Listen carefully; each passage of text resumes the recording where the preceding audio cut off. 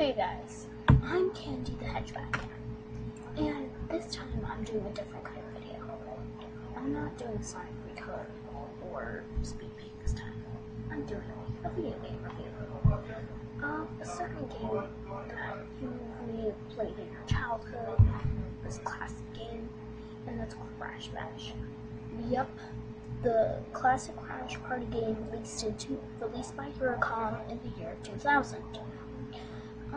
It's kind of like Mario Party, but you know, it's different. So basically, this was the first game not made by Naughty Dog. This was made by Eurocom. It was for the PlayStation, and it included a wide variety of balanced characters: Crash, Coco, Tiny, Dino, Cortex, Brio, Qualcomm, and Rillaroot. I don't know why they created Rillaroot, because he doesn't appear in any other game. They could have used Rillaroot or Engine, but that's beside the point. I know that they're using minigames, but I don't care. But that's beside the point, and I'll be the topic for something else. This time I'm not doing a Sonic Recolor or Speed Paint because I want to do a different kind of video. But keep in mind that I might make a Sonic game review, so you guys can give me a request, and I'll do it. So the game starts out with a cutscene of Aku and Goop in the Space Temple. They are fighting over which mask is better. Yeah, that's it. And they bring the other characters in, and they decide to settle it that way. So like mentioned before, they get all these characters, and basically Aku has Crash, Coco, Tiny, Dingodao, Ugu has the rest. So you start out in the boardroom, and in the boardroom you find a variety of minigames and the boss battle, but that will be locked, and you'll need to unlock it. To go to a minigame, you simply have to step into the circle and click and press the X button. Then you will be teleported into the minigame. The first one I'll talk about, ballistics. This minigame is like pinball. You have to deflect steel balls from your goal, and you have to get them to the other goals of the other players. It's kind of like how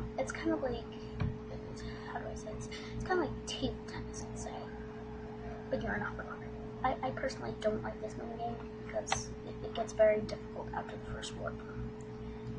Call me bad, but it's true. Next is Crate Crush. This minigame is very violent. You have to lower each other's health using TNT crates, using TNT and stone crates. You have to avoid the nitro crates because if you played any other Crash Bandicoot game, you know why. I actually like this minigame. It's fun and violent, which is why I like it. Yeah, I'm a violent person. Next is Pogo Pandemonium. This minigame takes a different approach.